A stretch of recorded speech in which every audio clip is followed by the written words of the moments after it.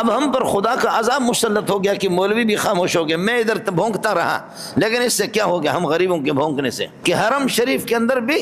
ایک بے دین بادشاہ آ کر کے، اس لیے میں طلباء سے ساتھیوں سے کہتا ہوں قرض فرض مرض ان کو نہیں چھوڑو۔ قرض کے معنی آتے کینچی کے، اور کینچی سے کپڑوں کو کاٹا جاتا ہے۔ جب آدمی قرض خواہ کو، قرضدار قرض خواہ کو نہیں دیتا تو محبتیں کٹ جاتی ہے، پھر محبتیں ختم ہو جاتی۔ آپ کسی سے 10 لاکھ روپے لے رہے، اس نے اپنی سہولت کے زمانے میں آپ کو دے دیا، لیکن آج اس کی ماں تڑپ رہی ہے اسپتال کے اندر، باپ اس کا تڑپ رہا، عین موقع پر اس کو پیسے کی ضرورت ہے اور آپ ادھر ادھر بھاگ رہے، تو چھوڑے گا آپ کو؟ پھر آپ تبلیغ میں جائیں بھی کچھ بھی نہیں ہوگا۔ انشاءاللہ جس علاقے میں تیری تشکیل ہوگی کتے کی طرح گھسیٹ کر کے آپ کو پکڑیں گے، چھوڑیں گے آپ کو کہاں؟ تو قرض بھی نہیں چھوڑو، فرض اگر قرض کو چھوڑو گے تو قرض خواہ ذلیل کرے گا آپ کو، اور فرض کو چھوڑو گے تو آسمان والا ذلیل کرے گا۔ مرض کو چھوڑو گے تو کینسر کو ابتدا میں کنٹرول کرو، ٹی بی کو ابتدا میں کنٹرول کرو، شوگر کو ابتدا میں کنٹرول کرو، نہیں کیا تو مرض پھر لے جا کر کے آپ کو قبر میں پہنچا دے گا انشاءاللہ۔ میرے نبی نے فرمایا کہ جعل اللہ صیامہ فریضۃ، اللہ نے رمضان کے روزوں کو فرض قرار دیا، اس میں کسی کے لیے کوئی گنجائش نہیں ہے۔ وقیام لیلہ تطوعا، اور رات کو نفل پڑھنا، اس کو اللہ تعالیٰ نے یہ کہ تراویح وغیرہ پڑھنا ہے، اس کو ثواب کا ذریعہ بنایا اور نفل بنایا۔ نفل عرب لوگ یہ کہ سنت مؤکدہ کو بھی عرب لوگ نفل کہتے ہیں، اور عرب لوگ یہ کہ واجب کو بھی نفل کہتے ہیں۔ یہ ہمارے مولوی لوگ جو ہم تھوڑا سا آپ کو سمجھانے کے لیے ادھر ادھر کرتے ہیں، ورنہ واجب بھی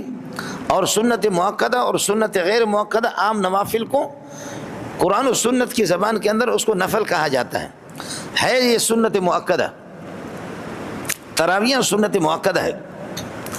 اور سنت مؤکدہ ہے جو آدمی بقول حضرت اقدس شیخ الحدیث مولانا زکریا رحمۃ اللہ علیہ کے، جو لوگ نوافل کو چھوڑتے ہیں تو چند دنوں کے بعد وہ سنت غیر مؤکدہ کو بھی چھوڑتے ہیں، اور چند دنوں کے بعد جا کر کے سنت مؤکدہ کو چھوڑتے ہیں، چند دنوں پہ جا کر کے دلیر ہو کر کے واجب وتر کو بھی چھوڑ دیتے، چند دنوں کے بعد جا کر کے فرض کو چھوڑ دیتے، چند دنوں کے بعد جا کر کے مرتد ہوتے۔ اس طرح گناہ کے اندر انسان کو ترقی ہوتی ہے۔ جیسے پیسے میں مالداری میں آپ ترقی کرتے رہتے ہیں نا، تو گناہوں میں اسی طرح ترقی، نیکیوں کے اندر بھی اسی طریقے پر ترقی ہوتی رہتی ہے۔ یہی ترقی ہے کہ سنت غیر نفل کو چھوڑے گا، پھر سنت غیر مؤکدہ کو چھوڑے گا، پھر سنت مؤکدہ کو چھوڑے گا، یہ دلیر ہوتے جا رہا ہے۔ اور پھر یہ کہ جا کر کے واجب کو چھوڑے گا، واجب کو چھوڑنے کے بعد پھر جا کر کے فرض کو چھوڑے گا، فرض کو چھوڑنے کے بعد جب مہر جباریت لگ جائے گی تو چلتے چلتے یہ الو کا پٹا آسانی سے کافر بھی بن جائے گا، مرتد بھی بن جائے گا۔ ہمارے ہاں یہی ہے، جعل اللہ صیامہ فریضۃ، اللہ نے اس کے روزوں کو فرض قرار دیا ہے۔ اس لیے کوئی بھی ساتھی جی چرانے کی کوشش نہ کرے۔ بالکل یہ کہاں نکلیں گے آپ؟ واللہ بما یعملون محیط، بما تعملون محیط، آپ جو کچھ کریں گے اللہ نے تو آپ کو گھیرے میں لیا ہے۔ مولوی منظور کو تو آپ دھوکہ دے سکتے، اس کو کون دھوکہ دے گا؟ اس کو تو آپ دھوکہ دے بھی نہیں سکتے۔ جعل اللہ صیام فریضۃ وقیام لیلہ تطوعا، اور اس کے راتوں کو قیام کرنا اور تراویح پڑھنا، اس تراویح کو اللہ پاک نے یہ نفل سنت مؤکدہ قرار دیا، اس لیے اس کو کسی صورت میں ترک نہیں کرنا۔ امام شافعی رحمۃ اللہ علیہ فرماتے کہ میری زندگی مکے میں گزر گئی، آخری دنوں میں امام شافعی رحمۃ اللہ علیہ مصر منتقل ہو گیا۔ فرمایا میں بچپن سے لے کر کے میں بڈھا ہو گیا اس مکہ اور مدینہ کے اندر، لیکن 20 رکعت تراویح پڑھتے، 20 رکعت تراویح، رکعت 20 رکعت۔ اب ہم پر خدا کا عذاب مسلط ہو گیا کہ مولوی بھی خاموش ہو گئے، میں ادھر بھونکتا رہا، لیکن اس سے کیا ہو گیا ہم غریبوں کے بھونکنے سے اللہ کا عذاب ہو گیا ہم پر،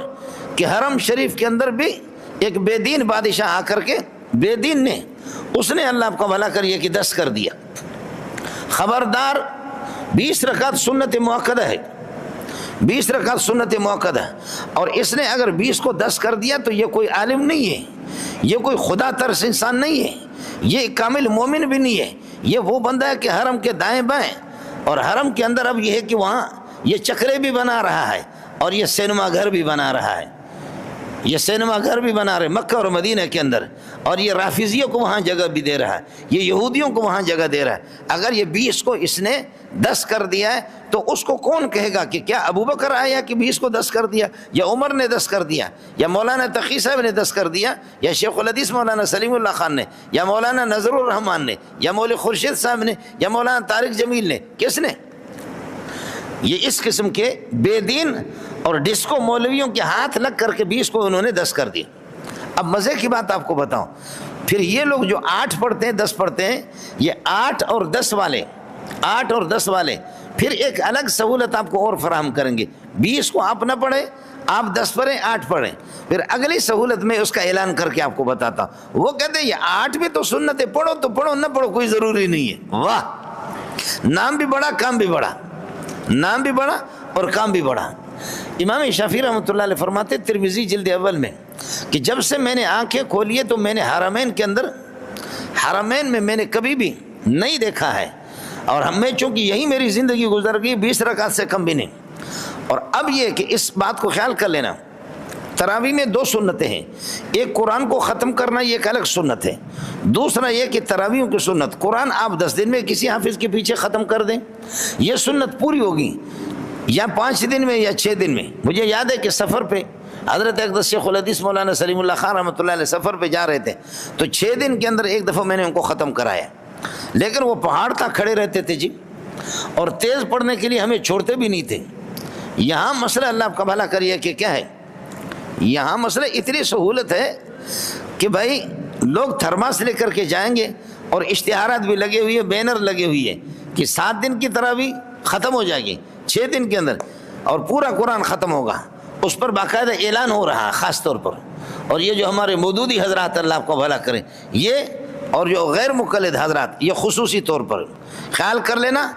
مودودی کوئی مستند عالم نہیں ہے، اس بات کو سمجھ لینا۔